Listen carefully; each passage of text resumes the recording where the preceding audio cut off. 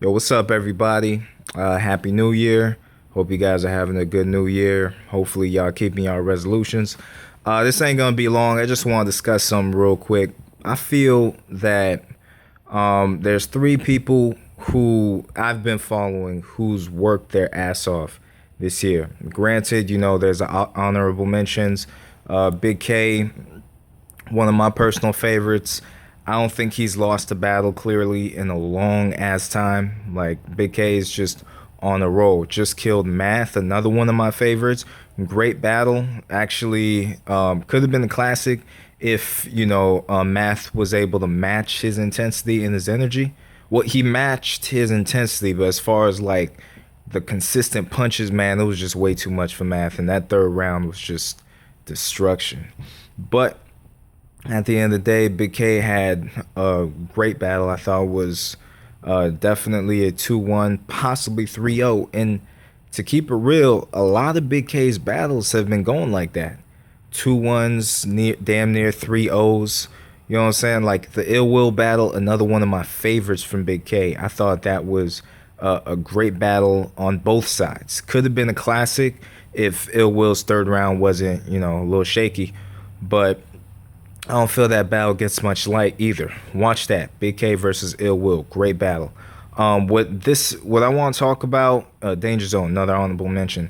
I know a lot of people are discussing Battler of the Year, and I agree with a lot of these review guys, freaking Angry Fan, Unbiased, I agree with a lot of them. But I gotta say something, man. If you wanna if you want to consider, we'll say it maybe if not battler of the year, but you want to consider the hardest working battler that I've been following at least of the year, you got to throw John John's name in there. Like Homeboy probably had like 10 battles this year. First off, he battled Prep. He battled, DNA and K Shine. Like as far as the bigger, more notable battles, Prep, DNA, K Shine. He battled Sharon. He battled Clips, towards the end. He battled Wavy. He battled Rock. That's like six off the bat. I think he had another big battle. I remember he battled Young Cannon and Guerrilla Warfare at 7. Then he had a bunch of little battles too, where he battled Kid Twist. He battled who else, man? He battled Cali Boy Smooth. This dude had a lot of battles. You know what I'm saying? Him, DNA, K Shine are like three people that had a whole lot of battles this year, just on a freaking run. You know what I'm saying? Like this is the same run we'll say Charlie Clips had before, and JC's been having, and a lot of these other big names who just take a lot of battles. Now, John John's not the type of guy who's gonna come with only 2 rounds and stuff or freestyle. No shots to Charlie Clips, but I'm saying like you got a bunch of top tier battlers doing that. You feel me? John John's actually coming with full rounds. You feel me? So I definitely respect his grind. Shout out to you. Not only does he have a lot of battles, let's see. Homeboys had, granted, I'll say this, he didn't clearly win all of them. You know what I'm saying? Like the ones you could say he clearly won were against Wavy and Prep. You feel me? Yeah. For most of the other ones, it was either debatable or you could argue that he lost. And I think the most notable loss may have been Sharon, to me at least, and the smaller ones may have been a loss somewhere in there. But he's had a lot of battles. Homeboy battled 2 dudes in one day. He broke a record. You feel me? Like the first guy to battle 2 guys in one day. He battled Prep, and then he flew all the way across and battled Cali Boy Smooth. Like who does that? It ain't even for the check. I was following them. They said they were somehow they overbooked. They booked on the same day. John still took it. And it's a small league, so I don't think the check was that great for him to really do all that. So you gotta respect the man, dog.